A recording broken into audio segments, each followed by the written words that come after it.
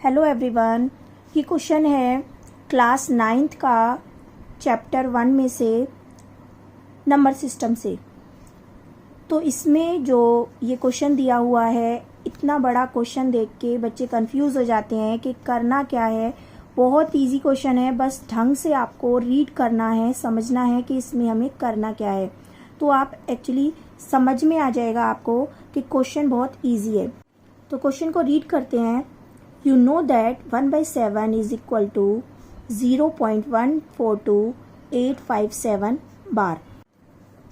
Number के ऊपर बार लगाया हुआ है। बार का मतलब होता है कि ये नंबर बार बार रिपीट होगा, इस वजह से हम इसके ऊपर बार लगा देते हैं।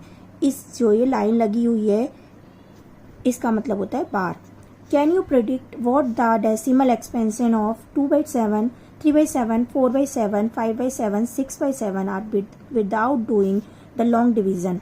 इस क्वेश्चन में कह रहा है कि हमें इनकी वैल्यू निकालनी है 2/7, 3/7, 4/7, 5 और 6/7 की, without doing any long calculation, division कुछ नहीं करना है हमें। बहुत ईजिली इसको सॉल्व कर देना है। तो आप ये कर सकते हैं। तो आप ये समझिए इसमें करना क्या है। तो इसका सॉल्यूशन देखते हैं। अब हमें इसमें 1/7 की वैल्यू दी हुई है, तो हमें यही यूज़ करनी है। 1/7 हमारे पास है 0.142857। ये वैल्यू हमें दी हुई है, बार लगा दो। अब इसमें हमें निकालना है 2/7 की वैल्यू निकालनी है। तो हमें कुछ नहीं करना है, बहुत इजीली हम इसे सॉल्व कर देंगे। 2/7 जो लिखा हुआ है, इसका क्या मतलब होता है? 2/7 को आप ब्रेक करके लिख सकते हैं 2 × 1/7। 2 को मल्टीप्लाई करना है 1/7 से इज इक्वल टू 2/7। इसका मतलब ये होता है। अब हमें 1/7 की वैल्यू दी हुई है, कितनी दी हुई है? ये वैल्यू दी हुई है। इसे हम यहाँ पुट कर देंगे, देन 2 से मल्टीप्लाई कर देंगे।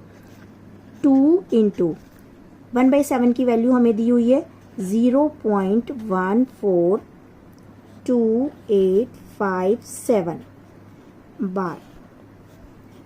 सेम इसको मल्टीप्लाई कर देंगे आप 2 से। 2 7 = 14, 2 5 = 10 and 11, 16, 17, 2 2 = 4 and 5, 2 4 = 8, 2 1 = 2, 0। इस तरीके से ये इसकी वैल्यू आ गई।